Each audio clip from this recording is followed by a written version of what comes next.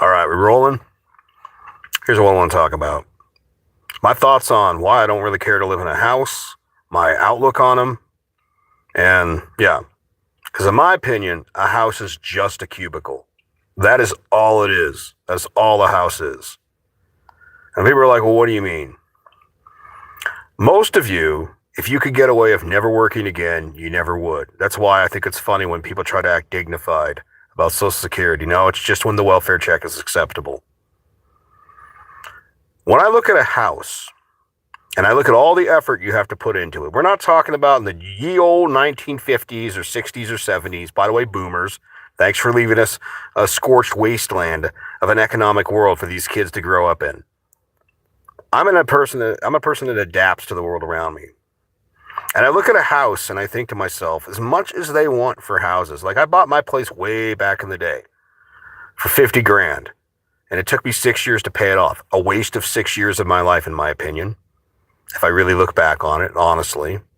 And I eventually was working trucking and I saved up a large and obscene amount of money. And I put $80K or more into doing that remodel on that house. And now I look at it and think to myself, do I really want to rent this place out, considering the level of people that exist in this world? No offense, but let's be honest. We're not talking about the Frank Sinatra era where people had class. No, we're talking about the modern era where a lot of people that are renters, frankly, are renters for a reason. Well, it's because it costs too much. No, it's because you waste your money on stupid shit. But you think about what is your life really worth? What is it really worth? Money aside for a second. What is your life worth? Well, I have a house, and I have a nice vehicle. Woo! You gave away the life. And let's just minus something out of this equation. Because I think it's opium for the mind. It's opium for the commonborns. What if there is no afterlife? What if this is all there is? You worked, made a 30-year mortgage because you couldn't stop spending the rest of your money probably you didn't even have, so everything's all in credit. For 30 years of your adult life, for a place to sleep. Woo! And I get it, if you're a townie, you're one of those hometown people, and that's the only place you want to be, then a house makes sense. I still think it's a bad deal, though. I mean, you look at like a 30-year mortgage on a $500,000 home. Is that just a reasonable home? In a good neighborhood, because we had to have good schools. Let me tell y'all a little secret. You know what the term good schools really means? Less bastard children. I'm sorry if that offends people, but that's the truth. That's what people are really saying. They may not even realize they're saying it. They want to be with two-parent families, less bastard children, because those kids will cause your kids to be screw-ups in school. And even if you have good families, you still have screw-up kids that come from good families. Less bastard children. Good schools. So you pay $500,000 at 6% on a fixed rate, but 30 grand the first year, just poof, gone. For your cubicle. So you go to your cubicle-ass job, and then you go to your cubicle-ass home. Now, I get it. Maybe you're a person that way back in the day, boomers of boomerland, you got a nice little beach home back when that was affordable, and you work in some local job doing whatever, and maybe you're a surfer or something. Okay, that is less doable these days. Everything is overpriced, more crap. Everything is more crap than it was back in the day. So just to have what was considered to be a normal life, you're going to have to put forth so much of your life. You're going to have to become a good little disposable oil filter. And make no mistake, you are disposable. You are absolutely disposable. And they're like, well, what do you mean? What do you mean I'm disposable?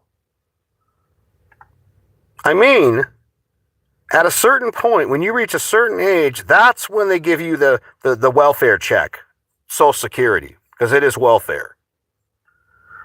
They give you this check because now you are a liability to the companies you work for.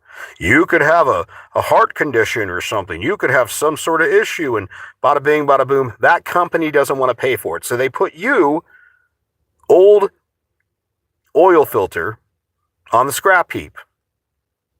They want society now to take care of you. So you gave up the majority of your life for a box that you now have paid off. And hopefully you didn't lose the first box and the second box in this marriage, that divorce, that whatever, maybe 2 or 3 divorces. So how many decades through your life? And by the way, you could have worked like 1 year driving truck or doing some job, like live in a van, live in a tent, live in whatever you have to do, live as cheap as possible. You could have went to the Midwest and paid cash for a house with one year of fucking work. 1 year. There's lots of old, good, nice little houses. So the fact that you took 30 years of your life to buy a house in a nice community, blah, blah, blah. And then we have granite countertops. You give 30 years of your life for that shit, for your cubicle. Do you want a golf clap for that? You know? It's such a goddamn waste of time.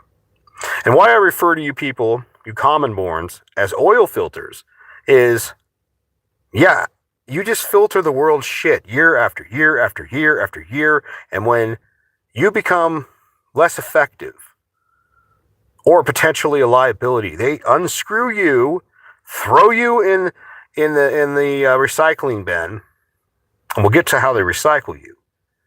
And they screw in the next generation of oil filter to work their cubicle-ass life, for their cubicle-ass house, and their cubicle-ass job. That is exactly what your existence is. Let's get to how they recycle you.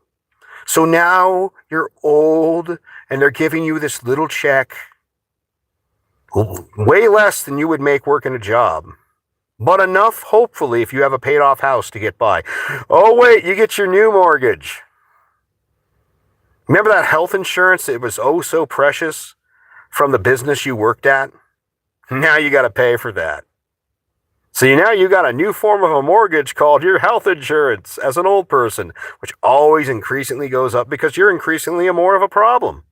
No matter how much you take care of you, you're old, and a lot of other old people and a lot of other unhealthy people are on the system, so your rates go up even if you were healthy and responsible your whole friggin' life. Your rates go up because other people are scripts. Just like with owning a house, your cubicle-ass house. You've never claimed one thing, not one thing on your house. You never made one claim on your insurance. Yet somebody else somewhere else did, so now you got to pay more. You know, it's almost like most of this world is simply a scam. And think for a second here. Maybe this is partially because I'm a nomadic individual. And if I could go back and turn back time, I never would have bought my house. Wouldn't have wasted 6 years paying that off. First 2 years struggling to make a real paycheck. And then once I got that garbage job, 4 years later, I had my house paid off. But if I'd known what I could have been doing trucking, I could have worked 1 year as a trucker, went to the Midwest and paid cash for a house. And you still can do that. But all the same, let's just ex-nay the house from the whole equation. If I had taken that same amount of energy and time and money and just invested in the market, been part of that evil investor class, instead of owning a house, you know how much more I would have made? You know how I wouldn't have to deal with renters? Even buying some gold and silver and shit. See, they don't teach you any of this crap. They teach you how to be a good little cubicle-minded oil filter. Work your normie job, your normie shit job, and work till you die. And when you get old, they're trying to do everything they can to bleed you dry. They want to keep you alive for as long as possible. Not necessarily even happy, but afraid of dying. Maybe that's the good thing about the afterlife. It allows you, the concept of an afterlife allows you to just casually waste your entire existence.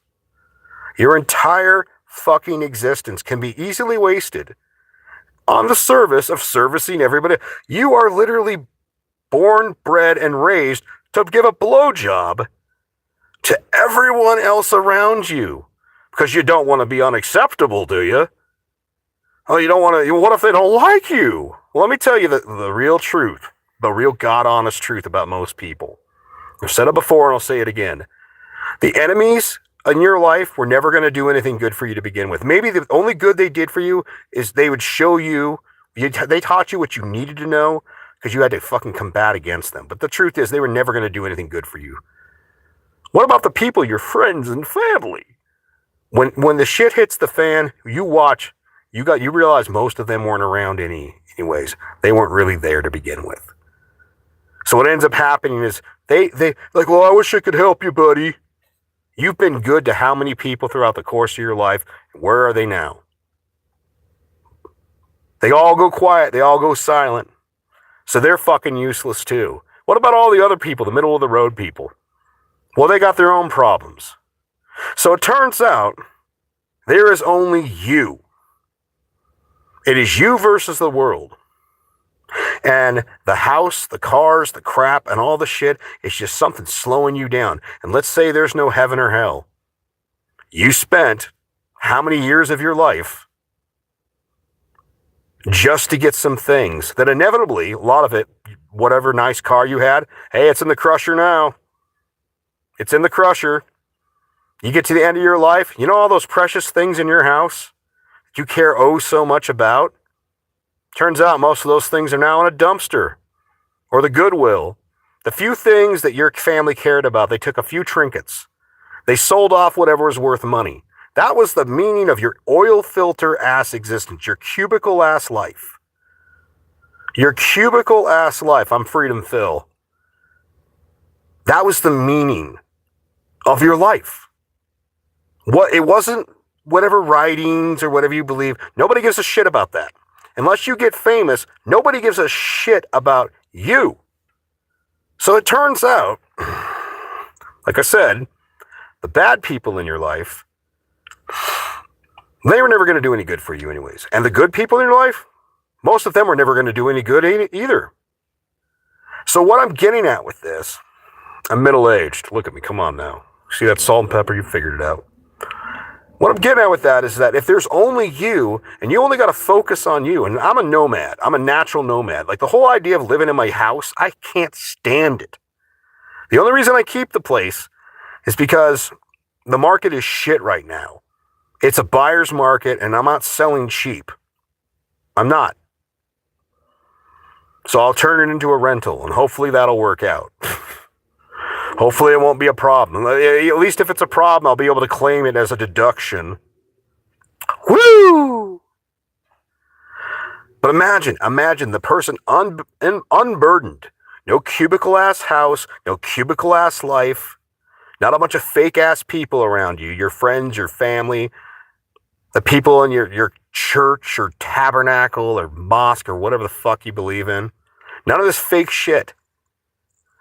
You went out there, you lived as cheap as possible, for instance, whether it's a van, an RV, or whatever, and a tent in the backyard.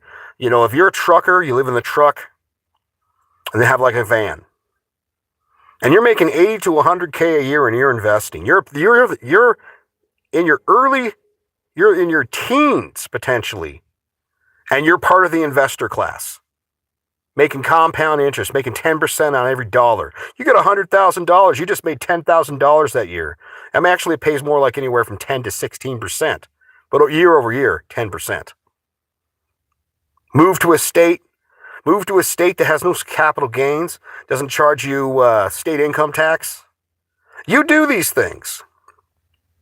You do this for 4 or 5 years, you've got your retirement fully funded. You want to go get a house? You still stuck on that house thing? Go to the Midwest. Drive truck for 1 year. Go to the Midwest. Go buy. You can get a 2-bedroom every fucking day. Every fucking day, for around 50 to 60. You can find a 3-bedroom in a lot of this country for $65,000. Yeah, it's an old house, but if you get it right after the old people move to the old folks' home or die, you can get a good place really cheap. So you're not even 30 years old and you're retired. So 7 to 10 years, you're retired. Retirement by 30.